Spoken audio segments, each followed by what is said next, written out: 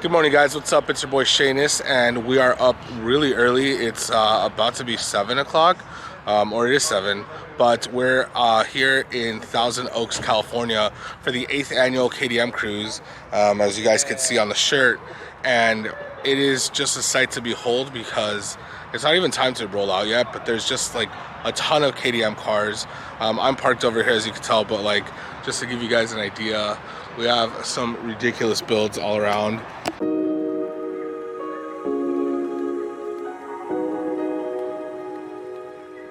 I'm just gonna kind of pan real quick just so you guys can kind of get an idea. And it's really a shame because I'd love to like get like really intricate shots of every single one of these, and there's just not enough time because there's so many of them. And this is just the first parking lot. I've heard that this event can get pretty intense with the amount of people. I guess last year there was like around 200. Yeah, look, it just keeps going. So with that being said, I have to start prepping, getting the cameras ready so I can take some footage of the road. I'm gonna do my very best to capture some really cool stuff for you guys, just to give you an idea, kind of give you a review, my recap. But so far, despite me having to wake up super early, it seems like it was all well worth it. Yo, so I found this beforehand, and I've actually seen this on pages, but I gotta give some love because it's the only other Sonata I've seen. So I don't know if some of you guys into the Sonata, like just look at some of the cars in the pages, but check this out. Bags and everything. Custom splitter, wheels, love the wrap.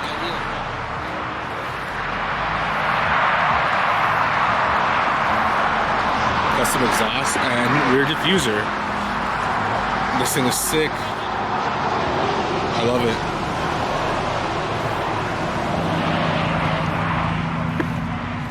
Ooh, tight fit. Still nonetheless, gotta show some love to another Sonata.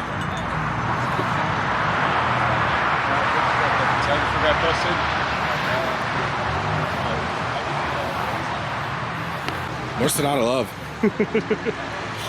So funny story, fun fact, actually when I got my Veloster, I was looking at one of these originally in turbo, just because of the fact that actually, as I mentioned before, in San Diego, there's a lot of people with Optimas, like the one right next to it, the white one, that were modding them out and getting like 400 horsepower on these 2.0 turbo engines. And I was like, you know, I don't want to get an Optima though, I want to get a Hyundai and just kind of get something cleaner. In my opinion, again, just because that look, I mean, look at the aesthetic difference. It just looks a little more refined. Again, my opinion. But I just couldn't really, it's not that I couldn't afford it, I just didn't want to have that payment. It would be a little uncomfortable. So, you know, there's that.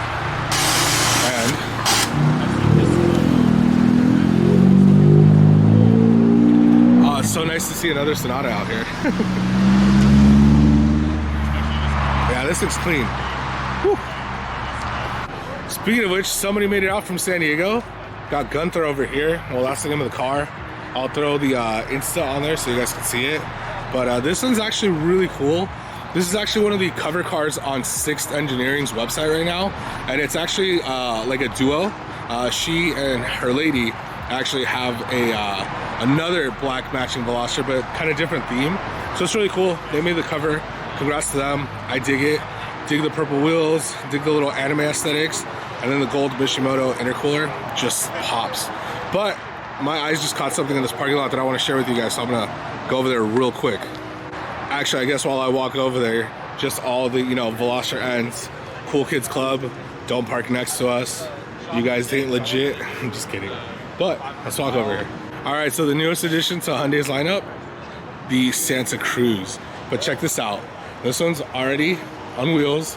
I want to say it's got a slight lift, but I could be wrong. I'll try to find the owner and find out. Love the top basket. Already got decals. I hate it here. Fuck yeah, I like music. This. These are sick. This is insane.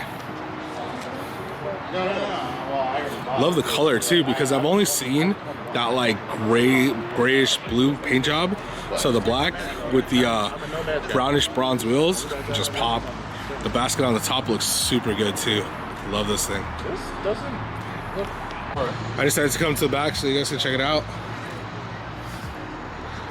Dude, this is all out. Ooh, this is the top of the line model too. 2.5 turbo, same engine that's in the Sonata N line. So,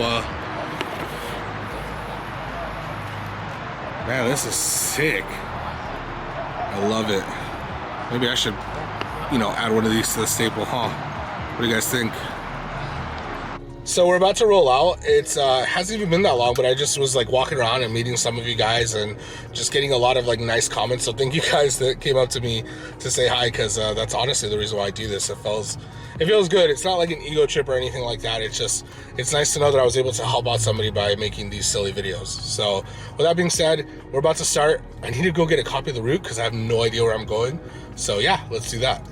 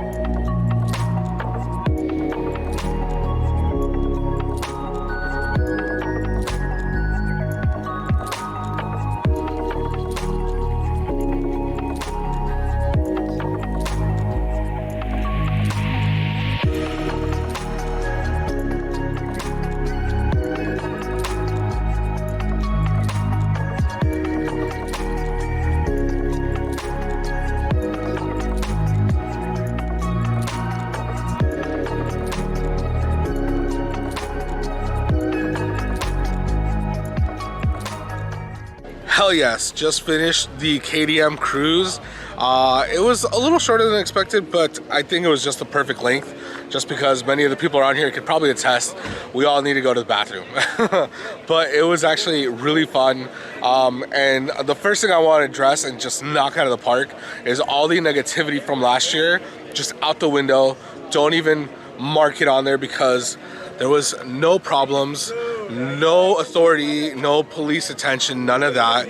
It was actually just a perfect drive. And as you can see, the weather, it's not super sunny, so you know, it's kind of boost weather for most of these cars that are boosted. So it was actually just a perfect time to do a cruise like this, and especially after COVID last year and whatnot.